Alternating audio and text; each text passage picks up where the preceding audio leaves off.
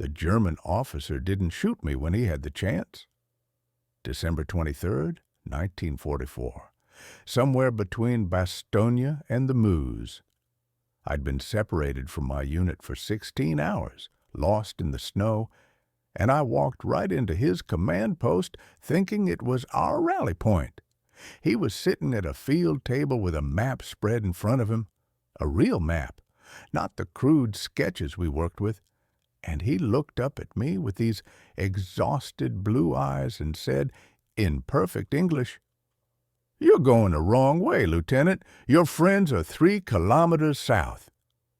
Then he folded the map, put it in his coat, and went back to writing like I wasn't there. I still had my rifle. He was unarmed. I was 23 years old, and I'm 98 now, and I've spent 75 years trying to understand why he let me walk away. Because 3 days later, I saw that same map again. And this time, it changed everything. I stood there frozen, rifle in my hands, for maybe 5 seconds. That felt like 5 hours. The officer never looked up, just kept writing, his pen scratching across paper, breath fogging in the frozen air of that barn they'd turned into headquarters. Outside, I could hear German voices, footsteps in the snow. My brain was screaming, "Shoot him! Take the map! Run!" But my body wouldn't move. Then he said quietly, "Go now, before my men come back." I went, crashed through the door, sprinted into the tree line, dove behind a snow-covered log, and waited for bullets that never came. Lay there shaking until I couldn't hear anything except wind and my own heartbeat. I'm 98 years old. That was 75 years ago, in the frozen hell of the Battle of the Bulge. I've had a good life since. Married Helen in 47, raised 3 daughters, taught high school history for 32 years, but I still wake up at night with the same question. Why did he let me go? And why did his map end up in American hands 3 days later outside Bastogne, covered in what looked like his blood? Those 2 moments aren't supposed to connect, but they did. And what happened because of it changed the entire outcome of the battle, maybe the war. December 1944. The Battle of the Bulge. Hitler's last gamble to split the Allied armies. 250,000 German soldiers smashing through the Ardennes in the worst winter Europe had seen in decades. I was a reconnaissance lieutenant with the 2nd Infantry Division, V Corps, holding the northern shoulder. We'd been getting torn apart for a week. Germans driving west faster than anyone thought possible, whole battalions overrun. The thing about the Bulge is we had almost no intelligence. G2 had told us for months the Germans were finished. So when they hit us with 3 Panzer armies on December 16th, we were blind. That officer in the barn, I can still see the map spread across his table. 3 days later, it would tell our commanders exactly where to hit the Germans when they were most vulnerable. After I left that barn, I had no idea where I was. Every direction looked the same: white forest, gray sky, artillery rumble that never stopped. My feet were numb. I'd lost feeling in my toes hours ago, and every step felt like walking on wooden stumps. The Ardennes in December was the kind of cold that gets into your bones, makes you stupid, makes you want to lie down and sleep and never wake up. Around 4 in the afternoon, I heard American voices. I crept forward slow, rifle ready. By that point, we all knew the Germans were using captured uniforms, speaking English. Got close enough to see 4 guys from the 99th Division, holed up in what was left of a collapsed barn, brewing coffee over a tiny fire they'd hidden in a hole. The sergeant kid from Brooklyn named Vickers nearly shot me when I called out. made me recite the Yankees lineup, asked who won the '41 World Series, all the paranoid routine. When they finally believed I was American, Vickers said, "You look like shit, Lieutenant." I'd been separated since yesterday morning. Asked about the V Corps rally point. He pointed southeast, maybe 8 kilometers. But Germans were all over those roads. I wasn't getting there that night. I stayed with Vickers' group that night. We shared rations. I had none. They had crackers and cheese, and tried to sleep in shifts. Nobody really slept. The artillery never stopped, and around midnight we heard tracked vehicles moving west. "Panzers," Vickers whispered. I thought about that map, the careful markings. I asked if they'd captured any documents, maps, orders. He shook his head.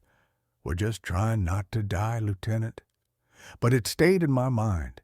If that German officer had maps showing our positions we'd just set up, then maybe somebody somewhere was putting together the bigger picture.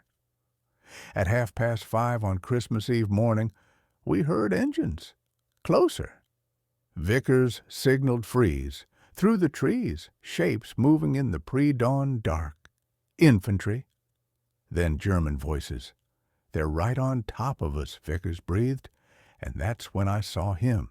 The same officer from the barn walking at the head of the column, map case under his arm.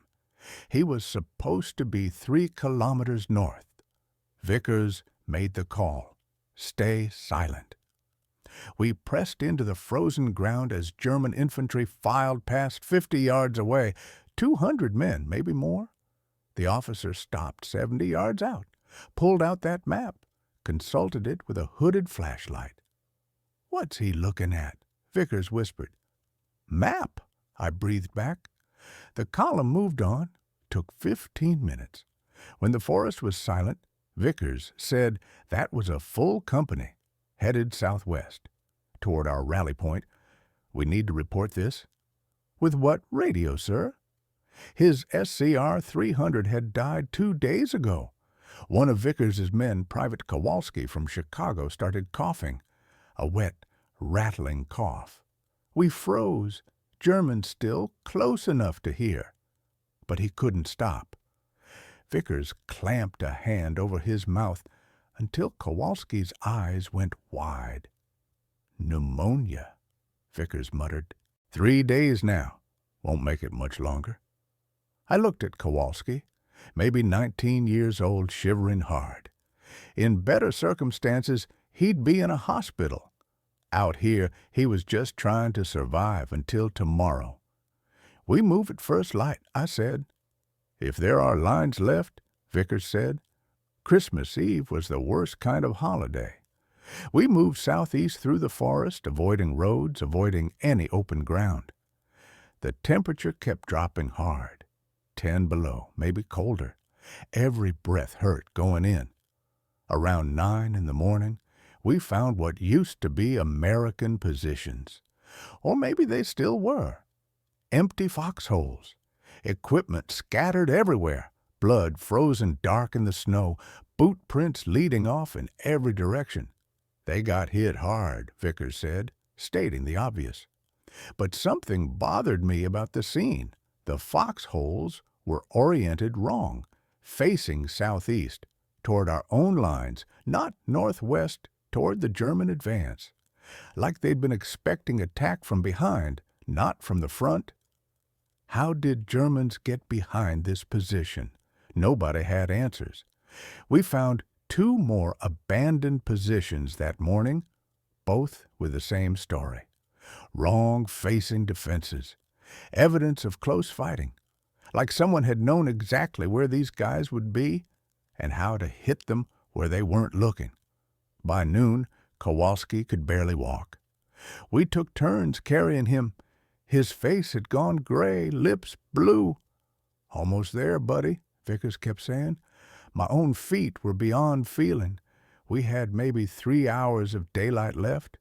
Around 2, we crested a ridge and saw them. American positions dug in along a tree line, smoke from fires, Thank Christ, Vickers said. We started down the slope, waving, shouting, friendly. Then the shooting started. Not from the Germans, from the American positions. Bullets cracking past our heads. "Get down!" I screamed. We hit the ground. Then I heard German voices behind us. Close. We'd walked into an ambush. The American positions were captured foxholes, Germans using them as bait. And we'd just led a German patrol straight to survivors who thought they were safe. Everything happened in seconds. The real Americans, somewhere hidden, opened fire on the German patrol. The Germans in captured foxholes shot back. We were caught in the middle, in the open, zero cover. Kowalski went down first, just dropped. Vickers grabbed him, but there was too much fire. I crawled to a fallen log, pressed my face into the snow. MG-42 fire, the German gun that sounds like ripping cloth, tearing apart trees above my head. American bars answering, grenade explosions. "Pull back!" someone shouted. Vickers was still trying to reach Kowalski. I made a choice, pushed up, sprinted, grabbed Kowalski's other arm. Together, we dragged him behind the log. Kowalski wasn't breathing. Time stopped making sense. The firefight was close, but I couldn't see most of it. Just muzzle flashes, shapes in smoke, snow kicked up. One of Vickers' men took a round through the neck. Arterial spray, bright red. He went still. The cold didn't matter anymore. Just the next second, the next breath. The German officer appeared through the smoke, wounded, limping, blood soaking his left leg, map case still under his arm. He stumbled, went down on one knee 20 yards from me. An American soldier came out of the trees behind him, rifle raised. I stood up. "Wait!" I shouted. The soldier turned. "What? Don't shoot him. Are you fucking insane?" The officer looked at me. Recognition. He said calmly, "Ah, the lost lieutenant. Why'd you let me go?" He smiled. Tired, sad. "Same reason you're about to let me go." He pulled the map case from under his coat and threw it at me. It landed in the snow at my feet. "It's over," he said. "Take it to your commanders. End this faster. Too many boys are dying." Then he pulled a Luger and dropped it in the snow. "Shoot me or don't. But take the maps." I picked up the case. Leather, blood-stained, surprisingly heavy. Inside were maps, dozens of them. German operational plans, defensive positions, supply routes, fallback lines from the Bulge, all the way back to the Siegfried Line. The American soldier lowered his rifle slowly. "Jesus Christ," he said. The officer sat down in the snow. "I'm too tired to run. If you're taking me prisoner, do it quickly." Vickers crawled up beside me, staring. "Sir, is that intelligence?" I said. "Everything they're doing, where they are, where they're going." The firing had stopped. Both sides pulling back, regrouping. In the sudden silence, I could hear the officer breathing, labored, pained. "You're bleeding bad," I said. "Yes," he said. "Why'd you do this?" He looked up at me. Those same exhausted blue eyes. "Because I've killed enough boys for a madman's fantasy. Because I'm 41 years old and I want to go home to my wife and daughters. Because this war is lost, and every day we continue fighting is murder." He stood up slowly, hands raised. "I am your prisoner, Lieutenant. Please, just end it faster." The American who'd almost shot the officer, sergeant from the 9th Armored Division named Patterson, organized the survivors. We had maybe 20 men left from what had been 2 separate groups. Kowalski was dead.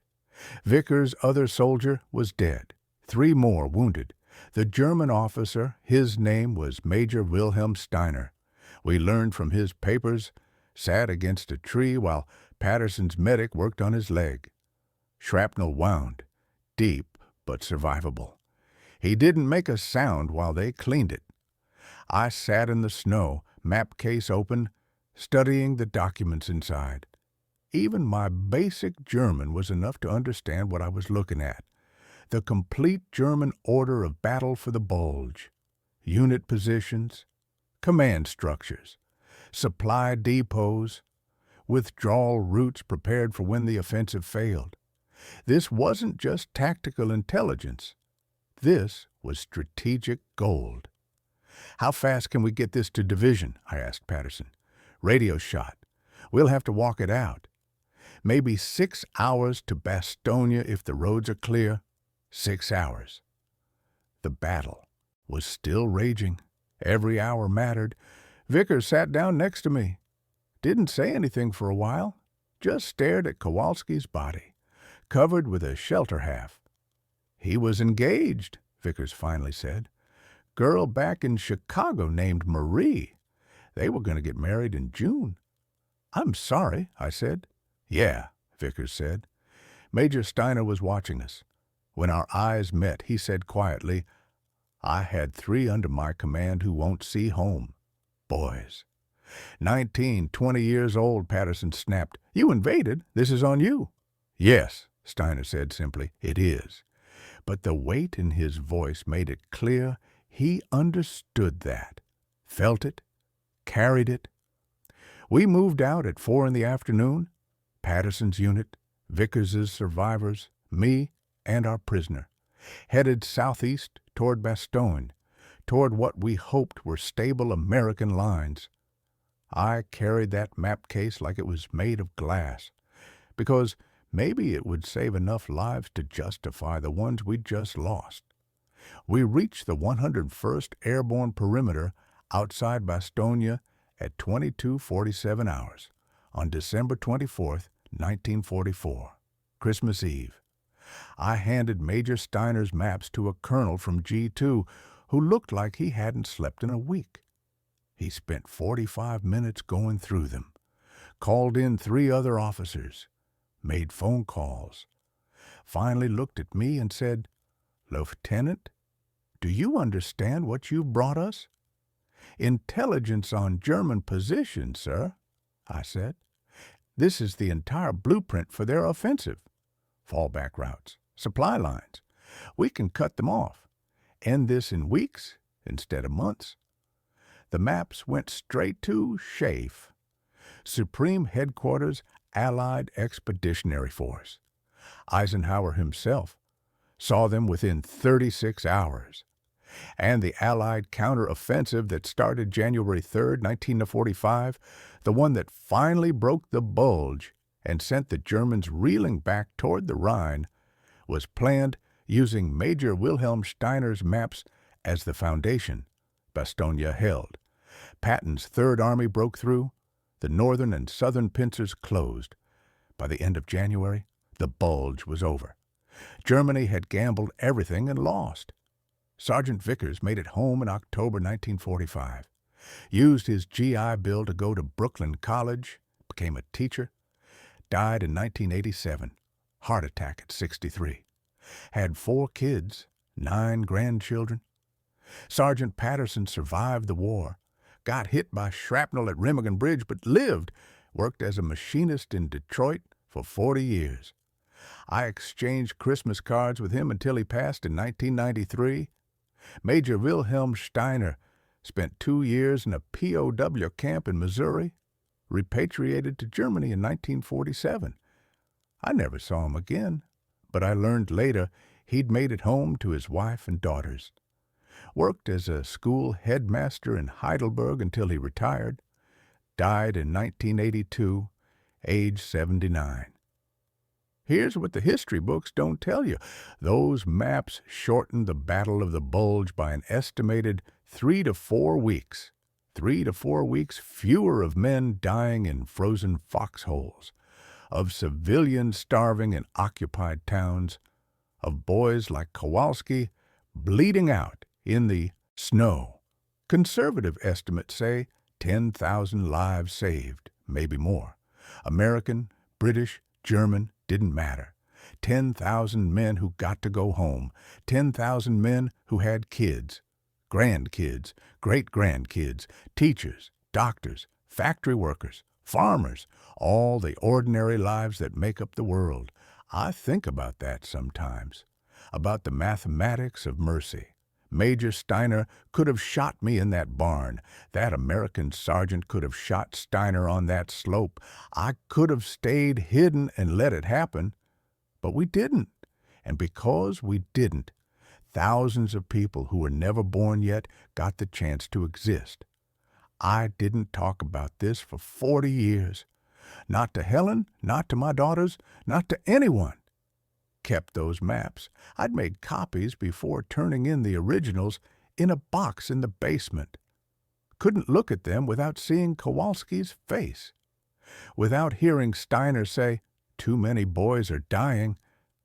The thing about war is there are no clean choices. Only choices you can live with and choices you can't. I'm 98 now. The last time I saw Major Wilhelm Steiner, he was being loaded into a truck with other German POWs, leg bandaged, looking back at me through the canvas flap. He didn't wave, neither did I. Just looked at each other. Two men who'd made choices we'd spend the rest of our lives trying to understand. Kowalski never got to marry Marie from Chicago. That American soldier whose name I never learned died for maps that saved 10,000 strangers. Major Steiner went home to his daughters and carried the weight of surrender. I got 75 more years, married Helen, taught history to kids who couldn't imagine what December 1944 felt like, watched my grandchildren grow up in a world that isn't perfect but isn't frozen and dying in the Ardennes. Every December 24th, I think about that Christmas Eve, the maps, the choices, the boy who wanted to go home to Chicago. There's no lesson here, no wisdom I can give you, just memory, just the weight of knowing that Major Wilhelm Steiner's maps, the ones he threw in the snow while bleeding out, changed the course of the war.